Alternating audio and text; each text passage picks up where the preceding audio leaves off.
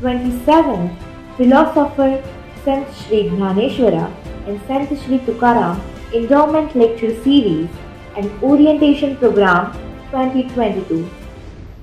तुम्ही एकदा दोनदा परफॉर्म केला चांगलं झालं इथपर्यंत ठीक असतं, पण every time you have to deliver हा एक वेगळी जबाबदारी असते आणि ती प्लेजरेबल पण असते. दरवेळेला असं वाटतं की यावेळेला काय टॉपिक ठेवावा. सुरुवातीला 19 या लेक्चरच्या सुरुवातीला मी ब्लड प्रेशर, कोलेस्ट्रॉल वगैरे असे विषय काढले, पण नंतर मला वाटतं मी आणि ऑडियन्स कंटाळून गेले त्याला बहुतेक, म्हणून मग हळूहळू वेगळे विषय आले.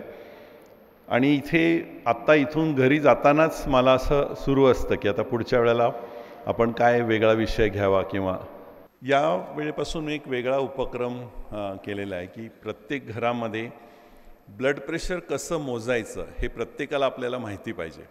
म्हणून मेन लेक्चरला जायच्या आधी 1 मिनिट मी या स्लाईडवरती घालवणार आहे, कारण आता मेडिकल इक्विपमेंट्समध्ये प्रत्येकाच्या घरी ती टेम्परेचरची गन पाहिजे किंवा ते पल्स ऑक्सिमीटर पाहिजे. त्याच्यामुळे काय होतं की ऑक्सिजन महत्त्वाचा नसतो, पण पल्स त्यांनी खूप ॲक्युरेट मोजता येतं. आपल्याला आपली पल्स मोजणं अवघड असतं, पण त्याच्यातनं जेव्हा पाहिजे त्यावेळेला मोजता येते. माझ्या मते ग्लुकोमीटर बऱ्याच घरामध्ये असायला पाहिजे, ग्लुकोज किती टेस्ट करायची. तसंच BP ॲपरेटस हे आता प्रत्येक घरामध्ये इट इज ए मस्ट. कारण मला असं वाटतं की एखादा पेशंट माझ्याकडे 3 महिन्यांनी येणार आहे, त्यांनी जर दर आठवड्याला घेतलेलं BPचं रीडिंग्स मला दिली तर माझं प्रिस्क्रिप्शन जास्त चांगलं होऊ शकतं. तो data is important for me. आणि मग प्रत्येक वेळेला डॉक्टरकडे जाणं, BP घेणं हे कटकटीचं असतं. त्यामुळे घरामध्ये BP apparatus is a must. घरातल्या मेन मेडिकल इक्विपमेंटमध्ये प्रत्येकाने BP ॲपरेटस ठेवा. तुमच्याकडे हाय ब्लड प्रेशर असो वा नसो, वजन काटा पाहिजे वगैरे ह्या सगळ्या गोष्टी आता पाहिजेत. तर ब्लड प्रेशर मेजरमेंट अशी एक वदंता आहे की इलेक्ट्रॉनिक इक्विपमेंट ही फार ॲक्युरेट नसतात. इनफॅक्ट ते जास्त ॲक्युरेट असतात, फक्त they are very sensitive to the method used. तुम्ही करेक्ट मेथड वापरली तर तुम्हाला ते करेक्ट रीडिंग मिळणार. तर जसं तिकडे दाखवलं आहे तुम्हाला, खुर्चीवर बसायचं, दोन्ही पाय जमिनीवर टेकलेले पाहिजेत, क्रॉस केलेले नाही पाहिजेत, वेगळे.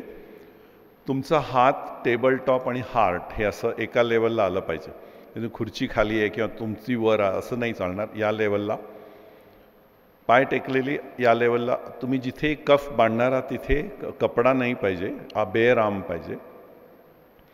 पाठ खुर्चीला टेकलेली पाहिजे. आणि तुम्ही असे बसलात की 1 मिनिट 60 सेकंद नुसतं बसून राहायचं, काही करायचं नाही. आणि मग मशीन ऑन करायचं. आणि मग जे तुम्हाला रीडिंग मिळतं, 3 रीडिंग्ज असतात, सिस्टॉलिक, डायस्टॉलिक आणि पल्स रेट. हे तिन्ही नोट करून ठेवायचे असतात. आणि हे करत असताना जी शेवटची लाईन आहे की तुम्ही क्वायट पिरियड पाहिजे, जेवण झालेलं नसलं पाहिजे किंवा एक्सरसाइज झालेलं नसला पाहिजे, चहा कॉफी घेतलेली नसली पाहिजे. अशा वेळेला हे BP, रेस्टिंग पल्स आणि BP हे मेजरमेंट्स करायचं असतात. पुण्यामध्ये जनरली 1 ते 4 दुपारी असं म्हणतात लोक, पण त्यातला विनोदाचा भाग सोडला तर रविवारी दुपारी 3 ते 4 हे माझ्या मते करेक्ट टाईम आहे की ज्या वेळेला जेवण होऊन 2 तास झाले आहेत, थोडी रेस्ट झाली आहे, दगदग नाही अशा वेळेला. तर हे रीडिंग्स आपण करायचं एक चंग बांधू. प्रत्येकाला हे आलंच पाहिजे. It's very simple to do. मला वाटतं कधीचा हा फोटो आहे मला माहिती नाही, माझे केस जरा जास्त होते त्यामुळे 4-5 वर्षापूर्वीचा असेल बहुतेक. पण मग हा फोटो बघितल्यानंतर माझ्या लक्षात आलं की आता 19व्या वेळेला हे आमंत्रण येणार का नाही, त्याची शक्यता काय आहे. यावेळेला प्रॉबॅबिलिटी कमी झाली आहे का, किंवा पांडे सरांना माझा चेहरा आवडला नाही तर काय करू, किंवा जी ऑर्गनायझिंग कमिटी आहे त्यांनी डुलकी घेतली तर मी काय करू. असे सगळे विचार मनात येतो की प्रॉबॅबिलिटी कमी जास्त. आणि प्रॉबॅबिलिटी या एकाच शब्दावरनं मला पुढचाच विषय सुचला, आणि तो म्हणजे लक. लक म्हणजे काय, एक प्रकारची प्रॉबॅबिलिटीच असते. आणि माझा नुसता असा फोटो मुद्दामून दाखवला कारण तुम्ही बघाल की लेवल ऑफ एव्हिडन्स असतो की मॅथमॅटिक्समध्ये मॅक्सिमम वरचा ब्रॉड ट्रायंगलचा ब्रॉड बेस आहे 1A एव्हिडन्स, म्हणजे 2+2=4, म्हणजे त्याच्यामध्ये काही शॉर्टकट नसतं किंवा कटकट नसतं. वेरे लास्ट जे आहे फिलॉसॉफी, लक विषयावर बोलणं, अध्यात्मावरती बोलणं किंवा भविष्यावरती बोलणं, हे सगळं 2D जातं की त्याला फार एव्हिडन्स वगैरे नसतो. त्यामुळे वक्त्याला एक फ्रीडम असतं आपापले विचार व्यक्त करायचं. त्यामुळे म्हणून मी माझा मगासारखा फोटो दाखवला. तर या थोड्याशा कमी एव्हिडन्स असलेल्या लक विषयावरती आपण पुढचं मे बी 35-40 मिनटं विचार करूयात. साताऱ्यामध्ये मागे ना विंडमिल्स लावले गेले. अनफॉर्च्युनेटली सगळ्या श्रीमंत लोकांनी ते विंडमिल्स घेतलेले होते, तेंडुलकर वगैरे. त्यामुळे एक प्रकारचा थोडासा त्या विंडमिलबद्दलचा ग्रज मनामध्ये लोकांच्या होता. आणि इट्स सो हॅपन्ड की 3-4 वर्ष पाऊसच पडला नाही त्याच्यानंतर. त्यामुळे एक अशी हवा सुरू झाली, विंडमिलमधनं येणारी हवा नाही, वातावरणातली हवा, की त्यामुळेच पाऊस पडत नाही. आणि मग लोक मोठे मोठे मोर्चे निघाले. आमचे कित्येक डॉक्टर लोक धरण्यात धरून बसले, त्यांना अटक झाली, त्यांच्या पासपोर्टवरती अटक झाल्याचं आलं, ते आता कॉन्फरन्सला परदेशी जाऊ शकत नाहीत. हे सगळं प्रकरण झालं आणि जज हे 6 जूनला निर्णय देणार होते. एक पाऊसचं थेंब पडत नव्हता. सगळे झाले, बरेच गोवारीकरांना विचारलं गेलं, ह्यांना विचारलं, सगळ्यांचं एक्सपर्ट ओपिनियन्स घेतली गेली. 6 जूनला निर्णय होता. तर 4 जूनला इतका धो पाऊस पडला की जजचं काम एकदम सोपं होऊन गेलं की असं काही नाही आहे. आणि लक त्या जजचं असं की त्यांना हा निसर्गाकडनं कौल मिळाला. लक आमच्या डॉक्टर मित्रांचं की त्यांच्या पासपोर्टवर अनाठही शिक्का आला. आणि ह्या सगळ्या मुवमेंटचंच ते लक असं होतं की जी गोष्ट तुम्ही परदेशातनं सहज स्टडी करू शकला असतात की पाऊस पडतो का नाही, विंडमिल्स काय नवीन नाही जगाला, त्याचा विचार न केल्यामुळे अननेसेसरी ह्या लकमुळे बऱ्याच गोष्टी डिस्टर्ब त्यामुळे होत गेल्या. लकची जर तुम्ही गुगल डेफिनेशन पाहिली तर good things that happen to you by chance, not because of your own efforts or abilities, असं त्याची खरी तर डेफिनेशन आहे. किंवा मराठीमध्ये असं म्हटलं, योगायोगानं मिळणारे यश किंवा चांगल्या गोष्टी नशीब भाग्य, ह्याला लक म्हटलं आहे. म्हणजे ॲक्च्युली लकच्या डेफिनेशनमध्ये बॅड लक असं काही नाहीच आहे त्यांच्यामध्ये. हे बॅड लक असं म्हणतात की पोस्टपोन हा शब्द आहे, जसा प्रीपोन शब्द आपण डिझाईन केलेला आहे, तसं गुड लक नुसतं म्हणायचं बॅड लकसुद्धा आपणच तयार केलेला असावं बहुतेक, की काहीतरी बॅड झालं की आपण त्याला बॅड लक असं म्हणत असू. तर what is luck? It's a random occurrence, it's a matter of chance, a probability at that time.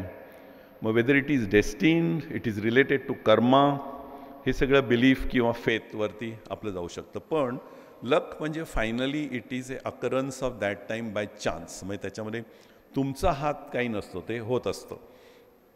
म्हणून मग अशी टर्म झाले कालाय तस्मै नमः, म्हणजे बाबा काय होणार आहे नशिबामध्ये आपण शरण जाऊ, अशा प्रकारची एक फिलिंग त्याच्यामध्ये. या कालाय तस्मै नमाला आपण लेक्चरच्या शेवटी परत भेटणार आहोत, त्यावेळेला मध्ये झालेला विचार कदाचित तुम्हाला उपयोगी पडेल. आम्ही 1-2 वर्षापूर्वी ट्युलिप्स बघायला काश्मीरला गेलो होतो. त्या दिवशी आम्ही सकाळी काहीतरी पोचलो आणि धडपड करत ट्युलिप्स बघायला गेलो. हे फोटो त्यावेळेचा आहे. आणि खूप टुरिस्ट त्यावेळेला नव्याने जस्ट कोरोना संपला होता, त्यामुळे खूप टुरिस्ट काश्मीरमध्ये यायला सुरुवात झाली होती.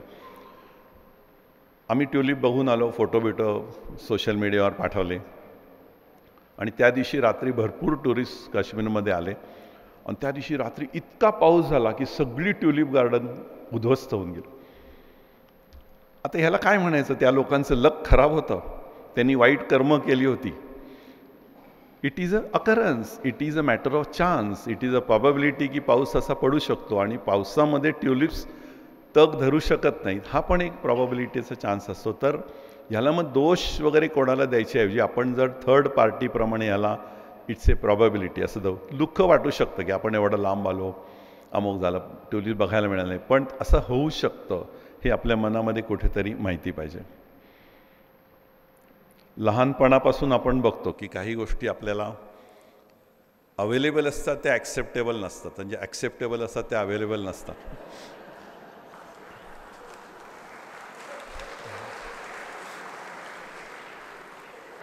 मी तर गॉगल्सबद्दल बोलत होतो.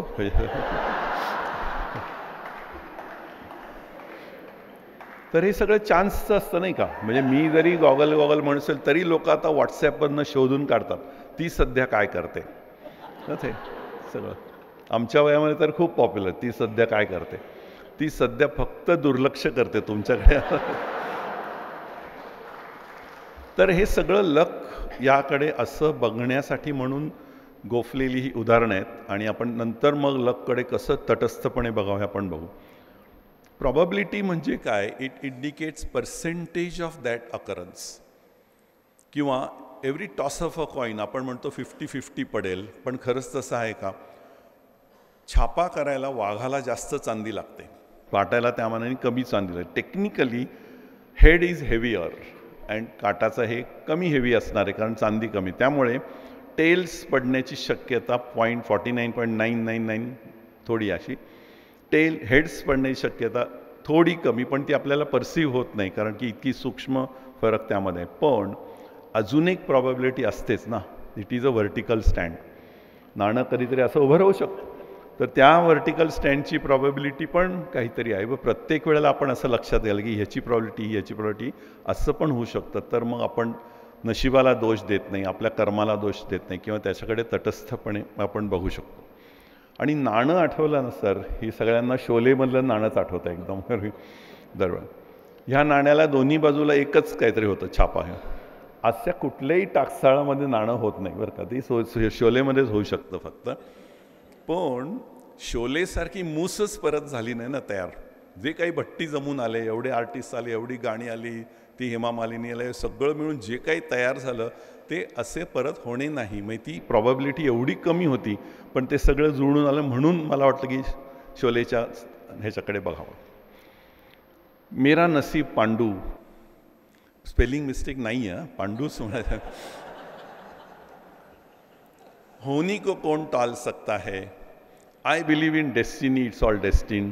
हातावर तीळ आहे, किंवा साहेबांच्या नुसत्या असण्यानी नशीब पालटलं, सुनबाई कम नशिबी आहे, इथलं सगळं इथंच भोगावं लागतं. ही सगळी वाक्य मला अनसायंटिफिक वाटतात. असं कसं असू शकेल? पण शेवटचं जे वाक्य आहे, नशिबाचे फासे असे पडले, हे सायंटिफिक वाक्य. It is talking of probability.